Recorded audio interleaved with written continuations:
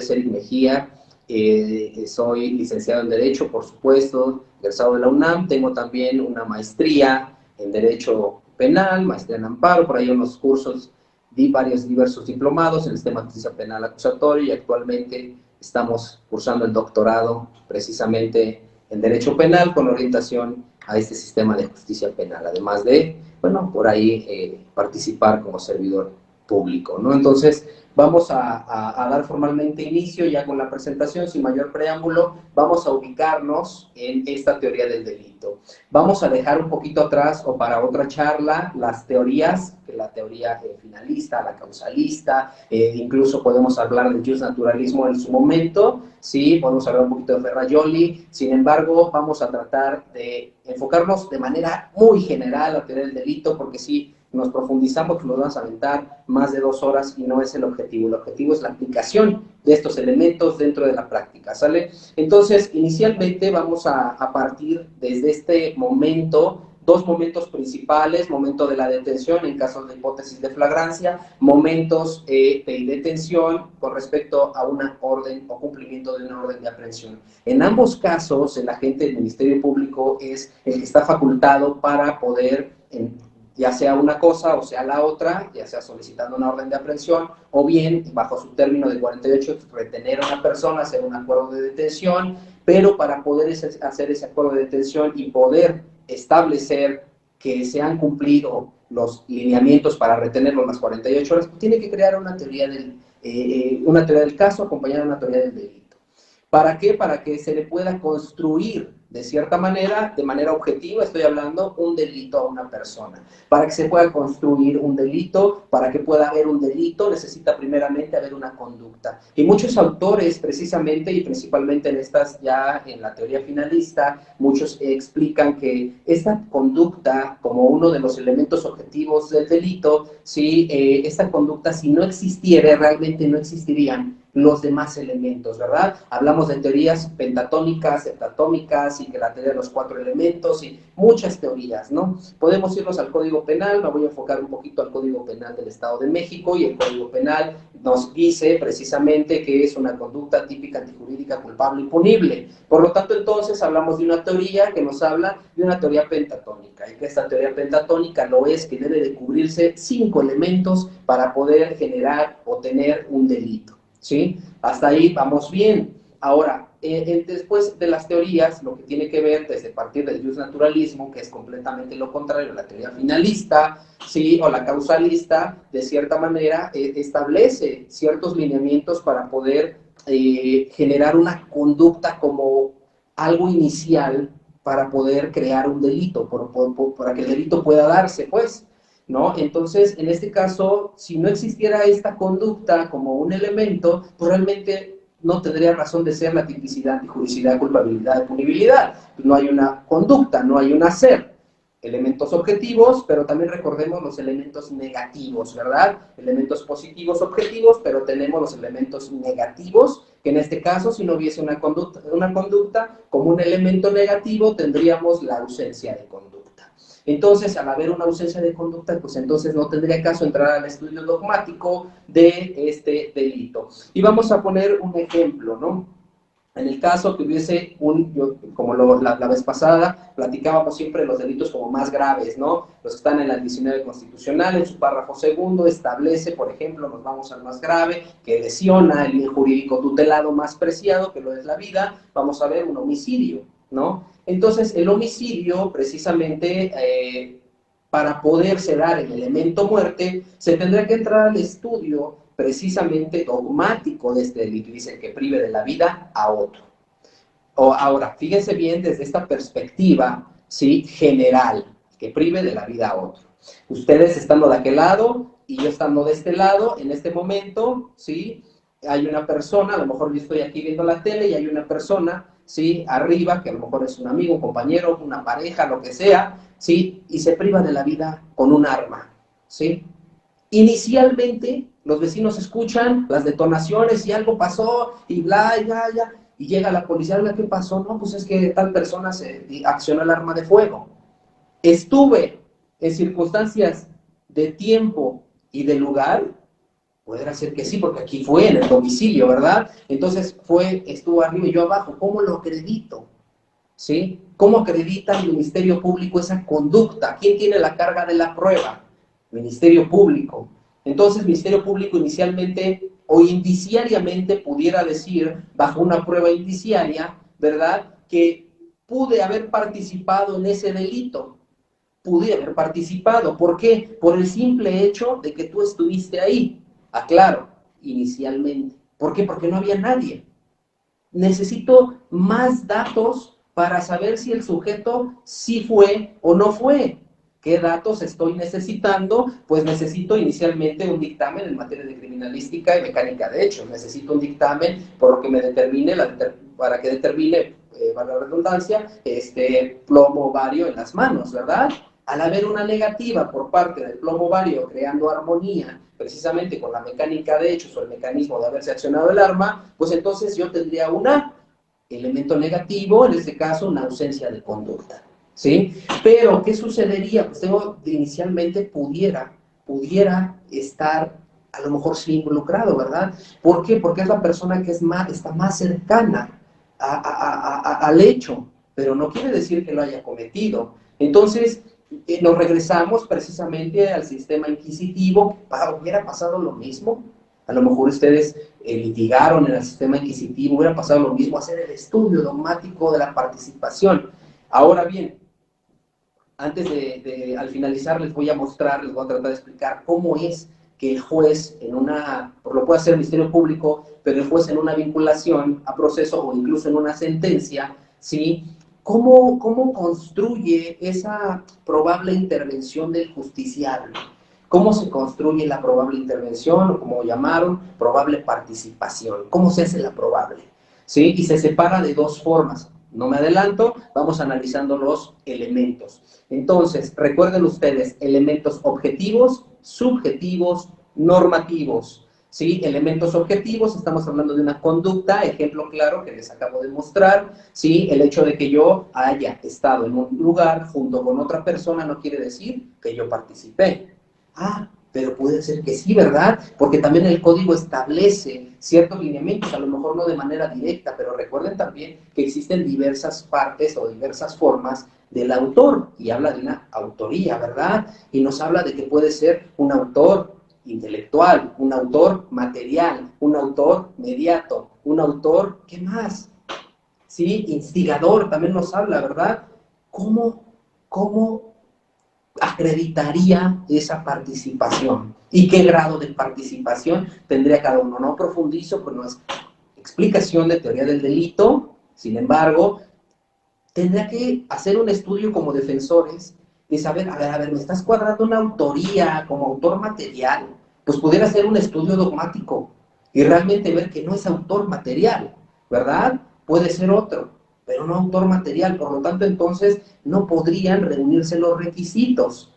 Ahora bien, estamos hablando de una conducta por lo que hace a la tipicidad. Acuérdense que la tipicidad es que, pues, lo relativo, que tenga concordancia, el tipo penal, por supuesto, con la conducta, ¿sí? Es típico, ese actuar es típico, tiene que ver con el delito. Hablamos, el que priva de la vida a otro comete el delito de homicidio, un decir de manera general, ¿verdad? ¿Privó de la vida a la persona? ¿Es típico? ¿Habrá tipicidad si él no accionó el arma de fuego? Pues entonces viene otra hipótesis, ¿verdad? La relación, relación entre la conducta y el resultado. ¿Cómo le llamamos a eso?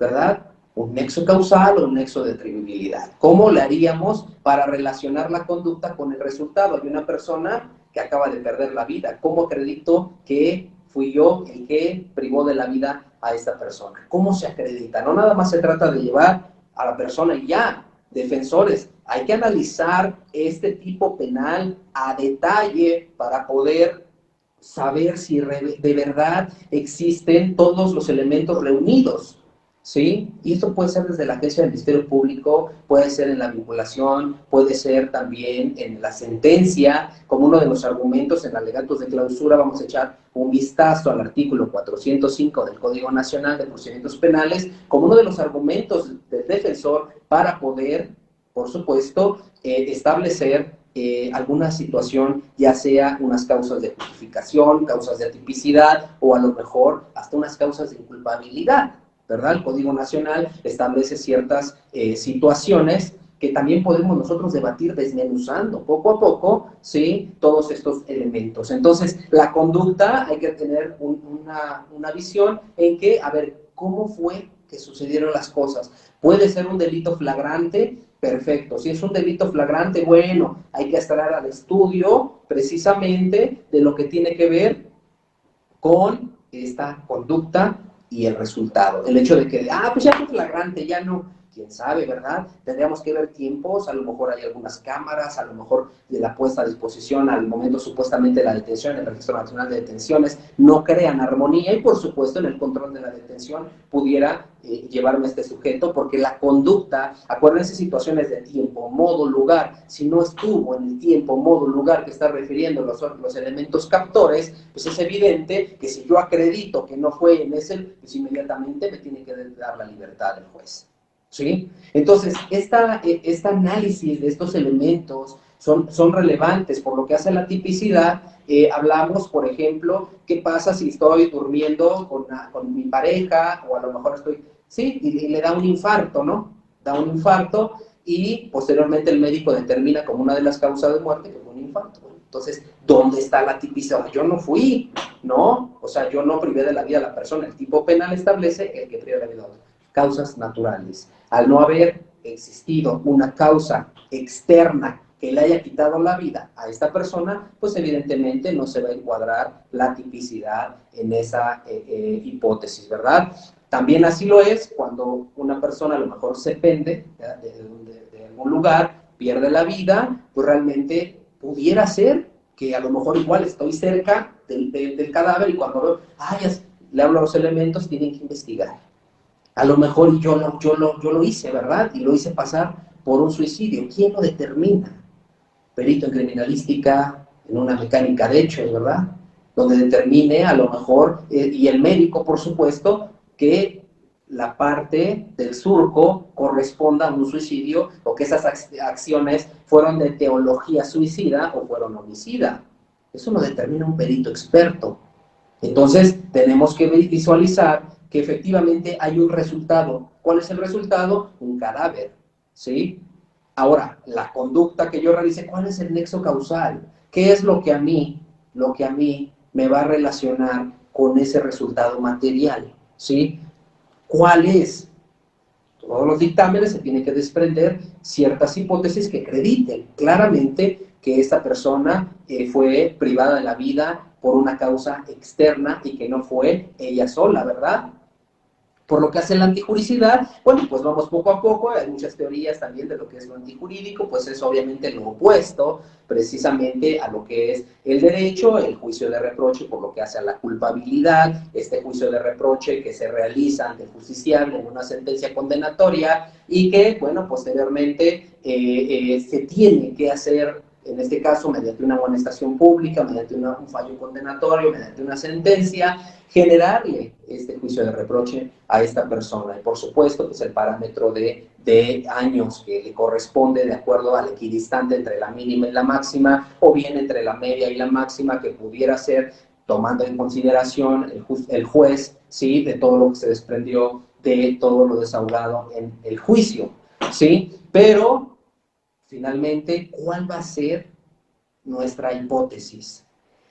Como defensores, esta versión, esta teoría del caso, por llamarla así, ¿por dónde nos vamos a ir? ¿Cómo la vamos a construir?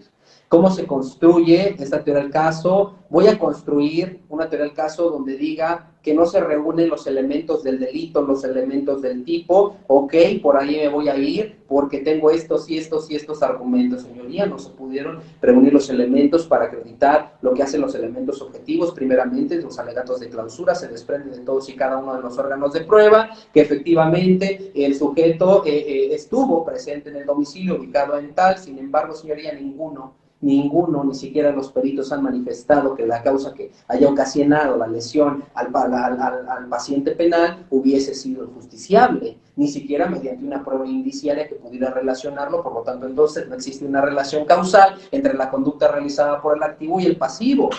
Por supuesto que no. Entonces, esos son los alegatos de clausura que pudiéramos decir en una vinculación. Pues evidentemente, si el caso lo va a hacer estas causas o estos elementos, perdón, del tipo, pues entonces yo me voy con estos elementos, ¿sí? Ahora bien, por lo que hace elementos objetivos, repito, conducta, tipicidad, tipicidad, culpabilidad, punibilidad, que nos hace que al reunir estos datos, estos elementos, se crea un delito, ¿verdad? Como una parte objetiva del tipo y que tiene sus elementos negativos, ¿no? Ya lo vimos, ausencia de conducta, o bien pudiera ser en casos de la tipicidad, pues obviamente la atipicidad, que el delito no encuadre la conducta precisamente al verbo rector. ¿No? En este caso, ya lo pusimos de ejemplo, si hubiera una persona pendida que se haya suicidado, pues realmente no es atribuible aunque yo hubiera estado cerca, ¿verdad? ¿Puedo ser investigado? Por supuesto que sí, el Ministerio Público tiene una facultad de investigar, ¿sí? Y que puede estar relacionado de manera indirecta, por supuesto, pues ahí estuve, tengo que rendir una entrevista, tengo que declarar lo que yo sé, lo que yo escuché. No puedo yo decir que yo fui, porque a lo mejor no fui. Si sí fui, pues ya tendrá el abogado, ¿verdad? Pero ¿cuál va a ser, sí, la situación, ¿no? Aquí estoy viendo varios comentarios, ya se me fueron ahí, dice, fallaste como defensor y no hiciste interrogatorio, ya no alcancé a leer el anterior, ya estoy aquí ya avanzado, pero bueno, ahorita me regreso. Ahora bien, por lo que hace a los elementos subjetivos, ¿sí? En los elementos subjetivos, pues es la acreditación del dolo directo, en este caso, ¿no? En esta situación, como el dolo, que lo es precisamente esta intención de querer y hacer este comportamiento objetivo del activo para poder realizar o querer realizar una conducta, traducido en esta hipótesis que les pongo, en privar de la vida a una persona, pues a sabiendas del resultado que pudiera obtener este actuar, lo realiza, ¿sí? Pues obviamente se convierte en un dolo directo por parte del activo y que también se tiene que acreditar, ¿sí? En algún momento de la etapa procesal, porque si hablamos de la etapa inicial, donde se va la vinculación a proceso, pues hablamos, de acuerdo con lo que establece el artículo 316 del Código Nacional de Procedimientos Penales, pues es de manera indiciaria realmente, no existe una situación concreta, y platicaba precisamente también en anteriores charlas que tienen que ver precisamente con la medida cautelar, ¿no? Que refieren, suponer un delito que no sea encuadrado en la hipótesis del 19 en su párrafo segundo. ¿Qué medida cautelar creen que va a pedir? Vamos a suponer, o pongamos a lo mejor ejemplos, ¿no? Un robo simple, una violencia familiar, no sé, lo que se me ocurra ahorita. ¿Qué medida cautelar podemos pedir? Bueno, el Ministerio Público. Es claro, el Ministerio Público pudiera pedir como máximo una medida cautelar de prisión preventiva justificada. Oficiosa pues, sería relativamente imposible en virtud de que la legislación, en este caso nuestra pacto federal, pues no establece esta hipótesis dentro de ¿no? Por lo tanto, entonces no pudiera pedir una prisión preventiva oficiosa y pues va a decir que no es procedente, sin embargo, sí pudiera ser una prisión preventiva justificada. Esta prisión preventiva justificada, como su nombre lo dice, pues el Ministerio Público debe de justificar por qué quiere solicitarlo y esto tiene que ver con la necesidad de cautela y sus elementos de la necesidad de cautela. No me estoy saliendo del tema, teoría del delito. Necesidad de cautela y elementos de la necesidad de cautela, acreditar. Los invito por ahí a ver en el YouTube también, donde hablo precisamente con un juez respecto de la necesidad de cautela, ahí en el YouTube. donde está mi video, ahí viene, y hablamos de los elementos de lo que es la necesidad de cautela. Si el Ministerio Público no puede, ¿sí?, acreditar la necesidad de cautela, no podría pedir una prisión preventiva justificada desde mi punto de vista. Entonces, como defensores, ¿qué debemos debatir? Y yo aclaro, o sea, cada quien tiene su punto de vista, su perspectiva, su forma de litigar, y esto solamente es en la práctica, ¿verdad? Cada quien pues va teniendo sus estrategias porque dependiendo del caso, ¿sí?, dependiendo del delito, pues van teniendo estrategias. Yo lo estoy haciendo de manera muy general, ¿sí? Si yo voy a debatir lo que tiene que ver con el principio de presunción de inocencia, si yo voy a debatir precisamente situaciones de violación a derechos humanos, pues es evidente que el juzgador va a referir que no es suficiente para poder acreditar precisamente esta situación de que no se le imponga la medida cautelar de prisión preventiva justificada. ¿Por qué?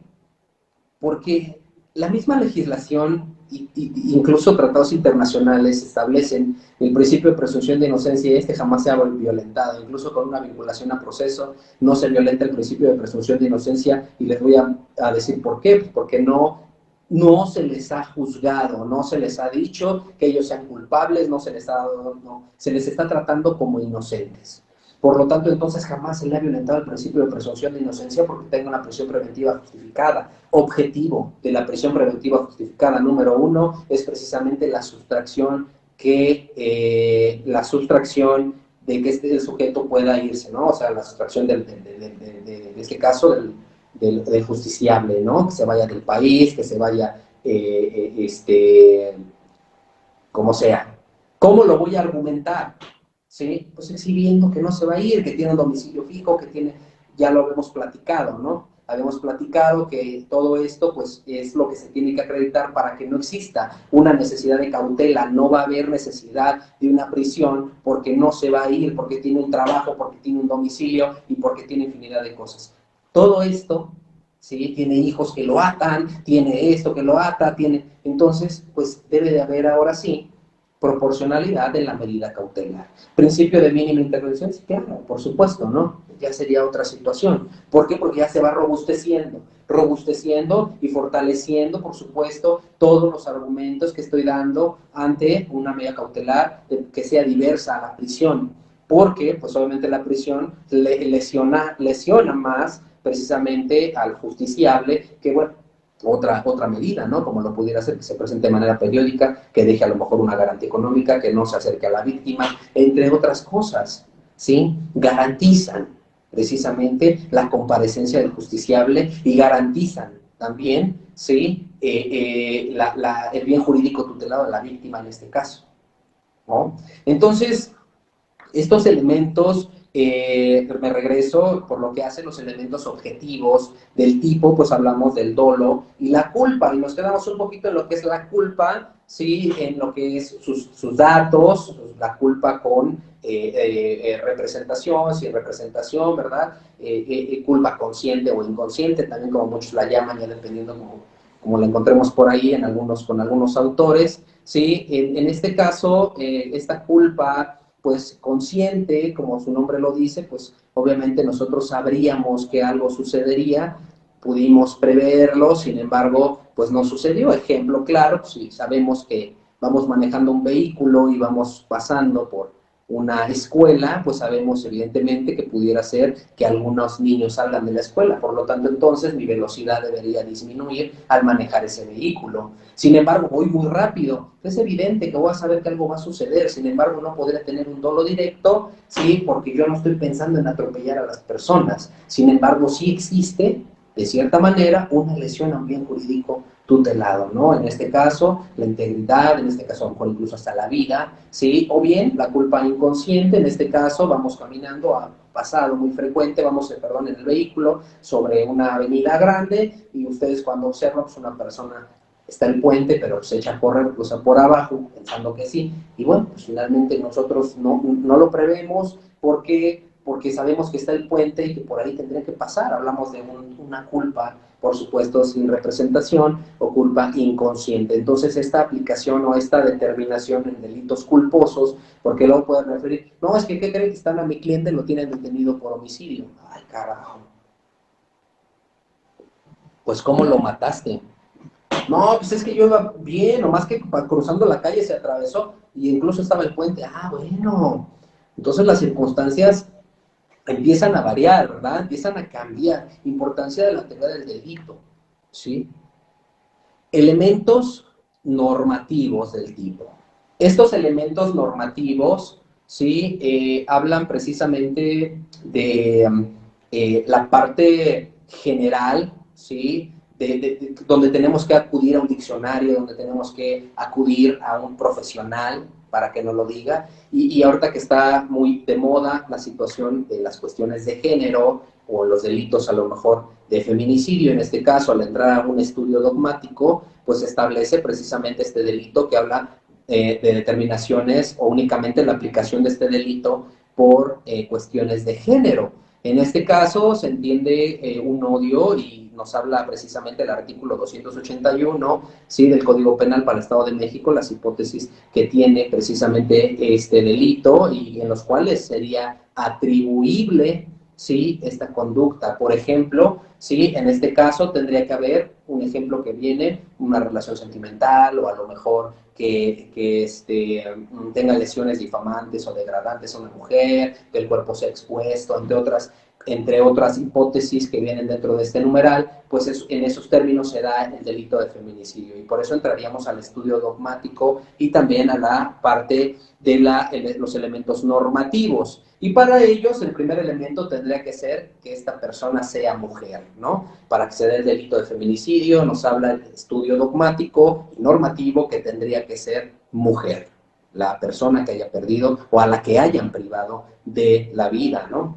Entonces, otro elemento importante, pues, que es normativo, pues es precisamente la privación de la vida de una mujer, ¿no? En este caso, para que se dé este elemento que es la muerte, pues debió de haber existido previamente la vida de esta persona y al actuar del sujeto activo, pues dejó sin signos vitales al la pasivo, ¿no? Entonces, se demuestra con atestes de diferentes personas en los cuales esclarecen que efectivamente momentos o minutos o días antes estaba con vida y que posteriormente cuando este sujeto la privó de la vida, sí, o estuvo con ella, ya no tenía vida, ¿no? Entonces se da el otro elemento normativo y podemos irnos así. Si fuera una mujer, por ejemplo, se agrava cuando sea menor de edad. Ah, bueno, el elemento normativo también, quién es una persona menor de edad, ¿no? Una menor de edad es de tal a tal a tal, y empezamos a ver el diccionario de la Real Academia de la Lengua Española para saber cuál es el elemento normativo precisamente que corresponde y que se tienen que acreditar todos estos elementos para solicitar una vinculación a proceso, una sentencia de condena y que se tiene una orden de aprehensión, por supuesto, una audiencia por control, lo que ustedes quieran en este caso. Bueno, el control únicamente se versa en situaciones de la detención, me regreso y sería igual a la vinculación, pero se genera precisamente estos tres elementos. Ahora, ¿cómo lo aplico, no? ¿Cómo aplico toda esta teoría? Yo ya tengo todo esto, y entonces, ¿cómo empiezo yo a aplicar esta teoría del caso, teoría del delito en los casos prácticos? Bueno, pues vamos para allá. Esta teoría del delito la podemos nosotros aplicar desde el momento en el que sabemos o tenemos conocimiento de un tipo, o de un delito más bien, por decirlo así. Les hablan por teléfono, licenciados, que mire, que creen que acaban de tener a mi familiar, a mi amigo, a mi cuñada, que se dice, okay, ¿por qué delito lo tienen? No, pues que por robo. ¿Sabe más o menos cómo sucedieron las cosas? Pues es que dicen que iba caminando y que le arrebató el bolso a una persona. ¿Ok?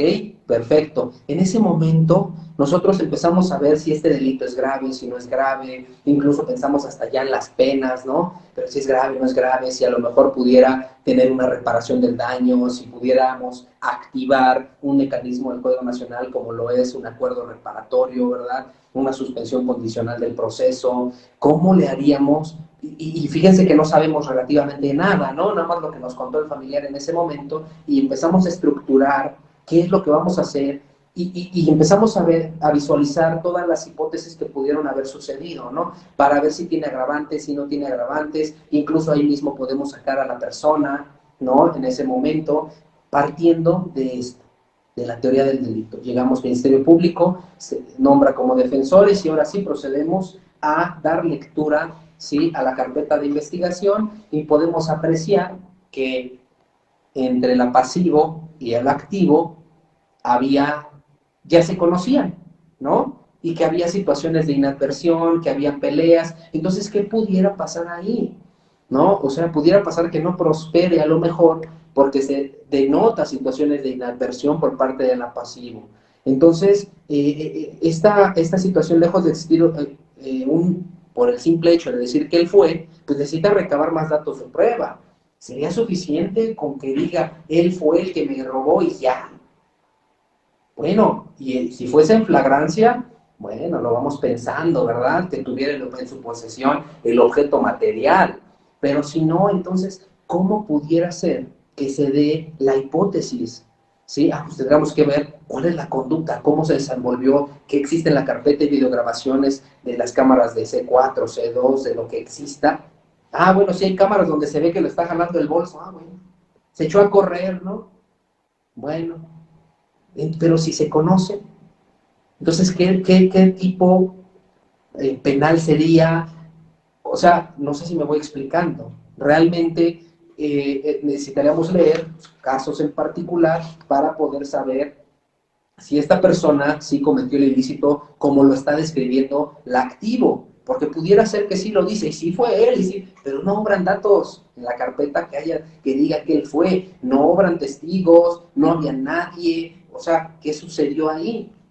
Pues entonces estaríamos en un sistema inquisitivo, en el cual únicamente con un simple señalamiento por parte de la víctima es suficiente para realizar una vinculación a proceso, pudiera ser como un dato indiciario, pero para juicio oral yo realmente los veo muy flojo, ¿sí?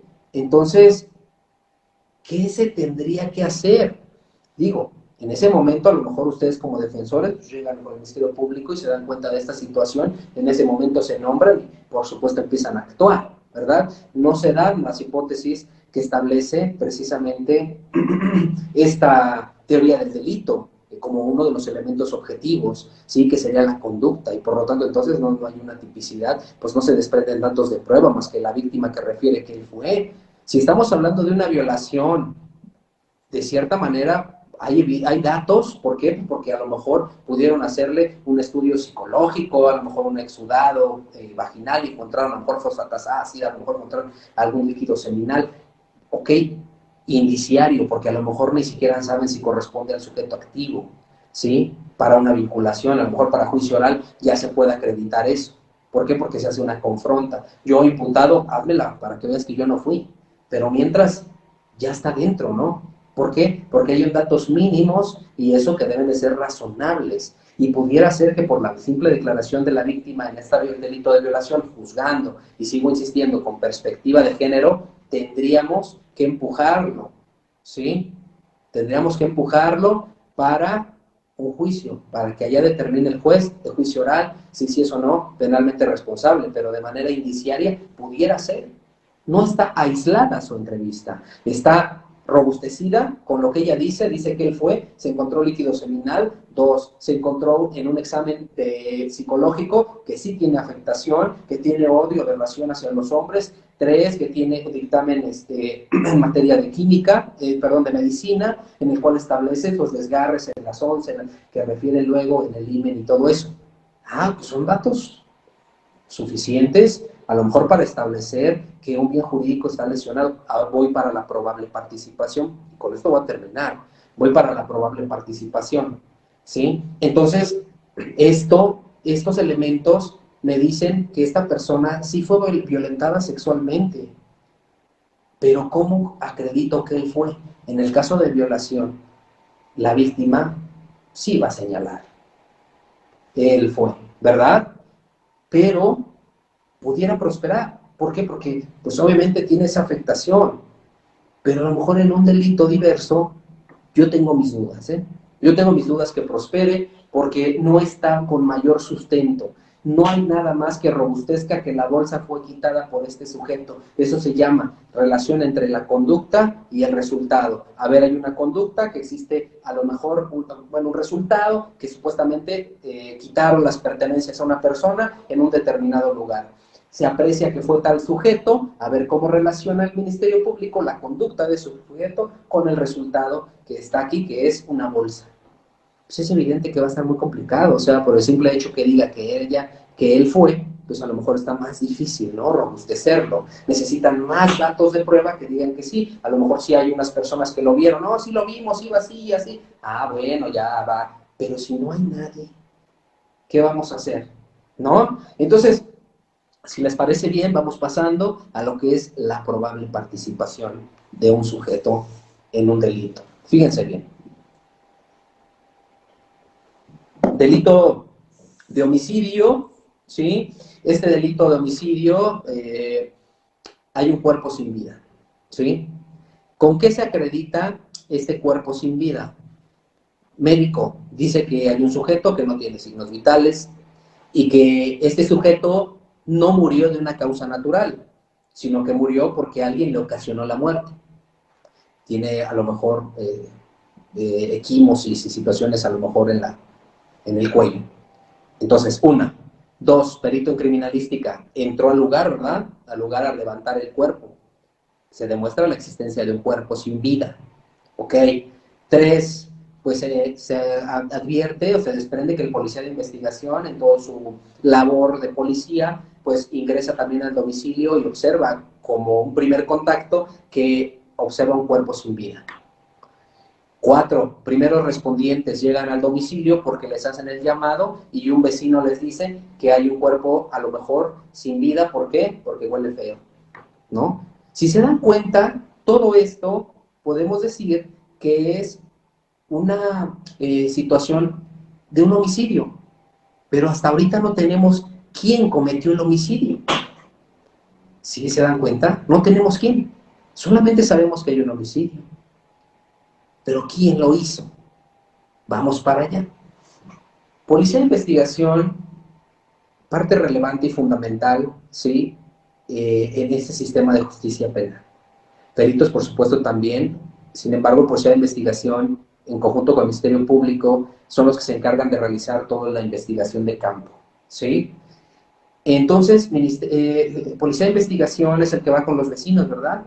Y pregunta, oiga, ¿y quién vivía ahí en ese domicilio? No, pues vivía a lo mejor con otro sujeto.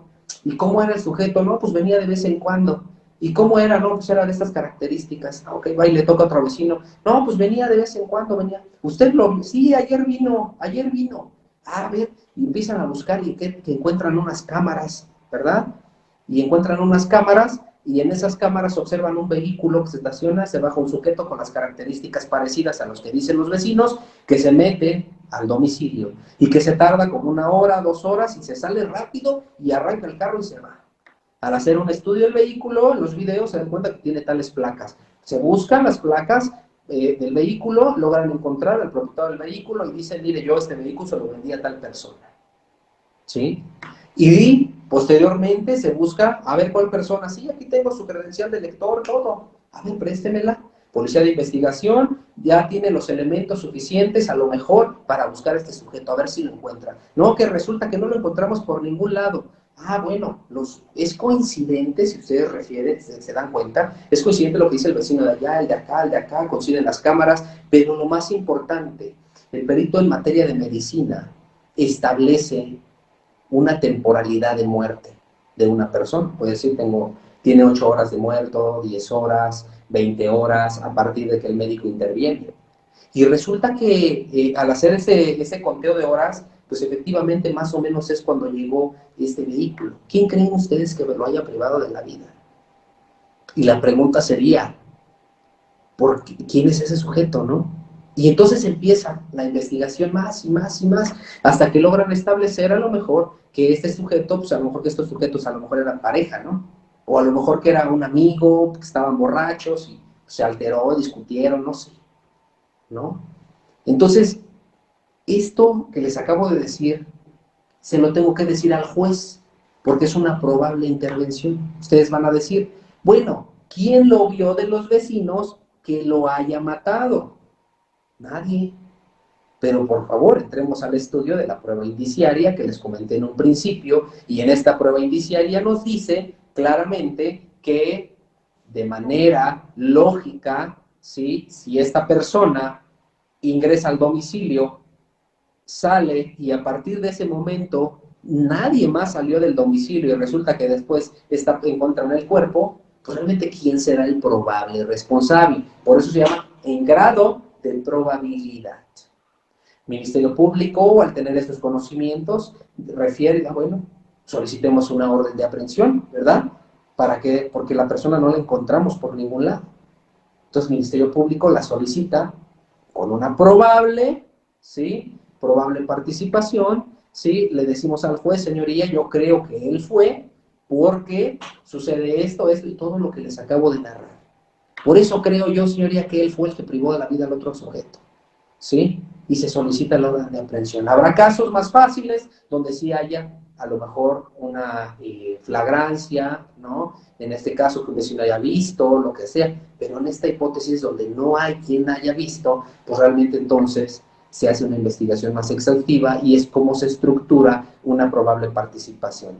Ojo, por un lado hay un cuerpo sin vida, por otro lado tengo que decirte, señor juez, fue tal persona por esto, esto, esto y toda la investigación que les acabo de decir, ¿sí? Esa es la aplicación, grosso modo, de la teoría del delito, ¿sí? Y que ustedes como defensores, pues obviamente no deben dejar que se quebrante el principio de presunción de inocencia con lo que establece en sus alegatos de clausura, ¿verdad? Tendrán ustedes mediante el interrogatorio y contrainterrogatorio, ¿sí? Poder desvirtuar lo que está diciendo el agente del Ministerio Público. ¿Sí? Acuérdense, circunstancias de tiempo, modo, lugar, y que el Ministerio Público va a tener algo que se llama hecho fáctico, o hecho circunstanciado, o hecho nada más, como ustedes lo vean, que es lo que se le va a atribuir, que tal día, a tal hora, en tal lugar, tal persona estuvo con esta, cuando la privó de la vida, cuando hizo esto, cuando hizo lo otro. ¿Sí? Yo tengo que contradecir eso en una vinculación como defensor. Yo tengo que hacerle ver al juez, mediante un interrogatorio y contrainterrogatorio, ¿sí? A un juez de juicio.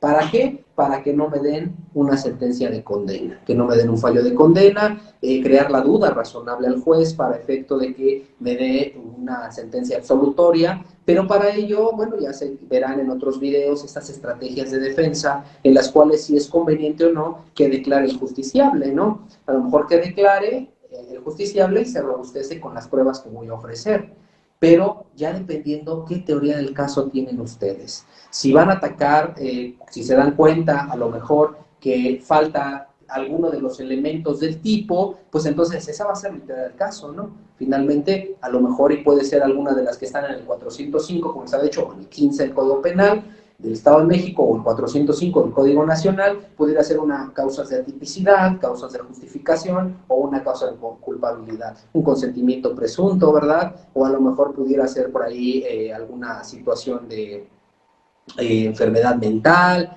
yo qué sé, o a lo mejor una legítima defensa, ¿sí? O a lo mejor una situación de que el tipo penal no encuadra con la conducta, ¿no? Entonces, esa situación era lo que quería platicar el día de hoy. No quiero avanzar más, ya nos aventamos una hora. Sin embargo, creo que de manera muy general les expliqué en qué consistía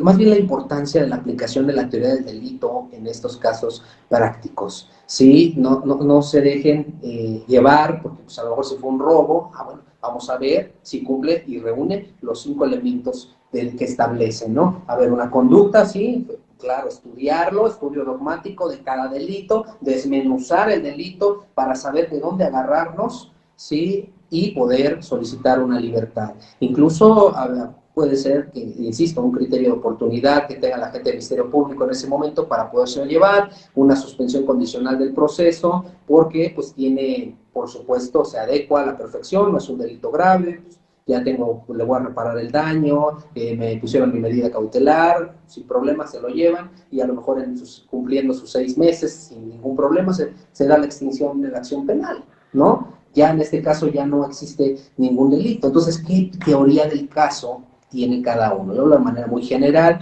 y también obviamente pues a todos mis colegas, yo respeto mucho pues cómo lleven sus asuntos, es todo, ¿no? Cada quien tiene ahí su mundo, tenemos más bien nuestro mundo, una manera, pero estas charlas precisamente empiezan a dejar pues granitos cada uno, y pues, se fortalece, ¿no? Yo luego veo las ponencias de mis colegas y pues empiezo también a adquirir pues todos esos conocimientos y aplicarlos después en la práctica, ¿no? Entonces, bueno, cuídense mucho, que tengan excelente noche, nos vemos en una próxima ponencia y que tengan excelente noche. Hasta luego, ahora sí.